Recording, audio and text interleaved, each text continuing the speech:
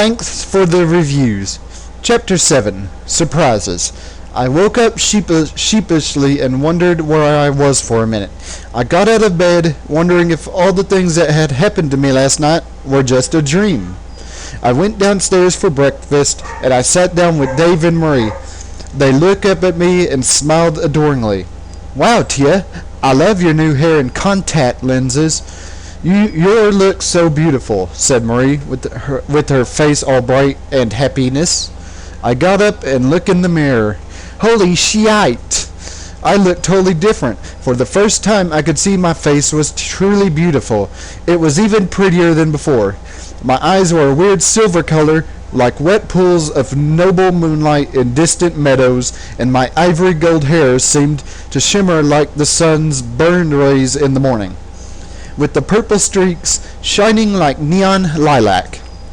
I was radiant and magical and looked awesome. My skin was even more pale than before, and my features more delicate and queen-like.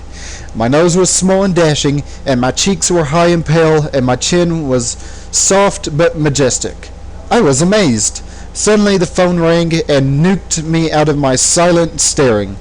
Dave answered it. "What? Oh my God! You're kidding! This is inconsiderable!" And he hung up. "What happened, honey?" Marie said, smiling. "Uncle Larry is died. It looks like he was ripped apart by a wild beast. I feel so sad. He was my brother." I suddenly remembered what I had done, and I screamed and ran to school. I felt so awful and guilty for what I had done. I knew Uncle Larry was a perv and a racist, and even though he had raped me and tied me up and spanked me and made my life hell, I still shouldn't have killed him. I was going to explode with guilt. I ran through the forest towards the school, but suddenly a large thing appeared in front of me. It was a bear, a big panda bear. It was huge and fluffy and really cute, but I was scared, as this was totally a weird thing to happen. "Greetings, Alantina," it said. I was totally freaked out. Since when did panda bears live in forks? And since when did they speak? I was totally confused. "WTF!" I screamed. "I am a panda bear. My name is Snooflane Tuna, but you can call me Snoofles." "A talking panda bear?" I shouted furiously. "I cannot talk like humans can, but you're not human anymore, so you can understand me. You can talk to animals. You probably have other powers too. You just don't know it yet." "Like what?" I said. "I don't know. Touch that tree," said Snoofles, smiling at me. I touched the tree and concentrated hard, and even though it was winter, the tree started to bloom huge bunches of flowers. The flowers cascaded down like a river onto the bare forest floor. I took my hand away in horror. The flowers were so beautiful they made me think of Edward. Then I remembered how he had left me after we had made love, and I became angry. I touched another tree, and it burst into flames. It was as if the trees turned into things that somehow reflected how I was feeling. "OMG! How is this possible?" I said. "Don't ask me. I'm just a panda. Lol," said Snoofles with a big grin, and he raised his eyebrows. "But I'm so happy to find a person who could understand my speaking. I ways wanted a human friend. Will you be my human friend?" "That's cool." "Well, I mean, wait a second. Well, yeah, okay," I said. "But I have to go to school now, so I'll see you later, Snoofles, okay?" "That's cool," said Snoofles. "I'll see you later." I ran away, and I was totally weirded out by my meeting with Snoofles. I was almost in a trance at school, and even though people stared at me and made comments about my new appearance, I never cared less. In gym class, I ran around and dressed in my gym clothes.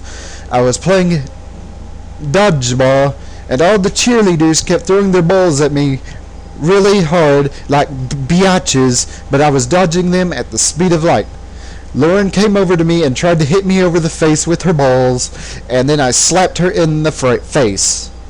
"WTF, you freaky goth tutor bitch," she shouted with her ugly face flapping like a big bag. "Leave me alone." "Yeah," I said, looking more beautiful than ever. "No, I'll never leave you alone because you're so weird. What has happened to your face? It's like you're from another planet. You're so pale and delicate, it's freaking everyone out, and we all hate you. I was so mad I pushed her, but when my hands touched her arms, her skin started to blister and froth in a totally gross way, and she got struck by a bolt of lightning. She wasn't dead or anything, but she looked totally disgusting, and she got taken to the hospital. Whoops. I didn't look for my friends, and after gym class, I sat in the changing room after everyone had left and cried because I was so sorry for what I had done to Uncle Larry and to Lauren. I was sat there wearing a very short leather mini dress and red ripped tights and a skull necklace and a gothic top hat with feathers on it. Suddenly, I heard voices from behind me. Tia? It is I, Edward Cullen, said Edward. When I turned to look at him, he gasped in a high-pitched way and fell over onto the floor. I was mad at him and totally upset and about other stuff, so I didn't check to see if he was okay. He got up in a minute. I fainted, Tia. Thou is so sexy and exquisite, I lost my conscientiousness. Thy face is even more sacred and filled with shining glory than before. I am amazed. But then I noticed I was crying tears of soft blood, and he said, What is wrong with thee? Said Edward. I killed someone, Edward. I killed my uncle and drank his blood, and I think I made Lauren get struck by lightning. It's okay, Tia. He was evil, and no one cares about Lauren. Edward said to comfort me, and he put his arms around me. Still, what I did was awful, and anyways, get off of me! I stood up and I shook him off of me. Don't come near me ever again. I haven't forgiven you for what happened last night. We did sex, and you left me there in the forest. I'm sorry. I cannot stay away from thee, and yet I cannot be with thee either, he cried, and he threw his hands up and wept. Make up your mind, Edward.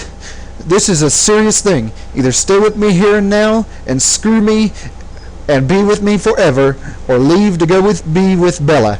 Make your choice right now. I choose thee, Alantina. Bella is a big, mean cow, and I can't be with her anymore. I will never leave thou side again, my lovely damsel. Or damsel, I'm not sure, especially with all this bad spelling. He started to cry, and I kissed him. He was so amazing. His yellow eyes and tousled ebony hair and his pale skin made me want to screw him all the time. I had never seen anybody look so perfect. I took off my dress, so I was only wearing my underwear, and I sat on his knee, and we kissed a lot. He touched me all over, and I felt dizzy and weak. Do you mean it, Edward? You mean you'll be mine forever? It does. I shall be thy mate, he said beautifully in his smooth, hot velvet voice. I found some handcuffs on a bench, and I tied him to a hook. He was unable to move, and I took his pants down, and I looked at his throbbing lavender man fruit thing. It was the most beautiful thing I had ever seen, and I put it in my mouth and sucked it, and he thrusted madly until he had an orgasm in my mouth. The hot juice flowered in my mouth, and it was magical. Suddenly, a voice came from behind me. What do you think you're doing, you evil rodent people? I hate you. I hate you both, and now I'm going to kill myself.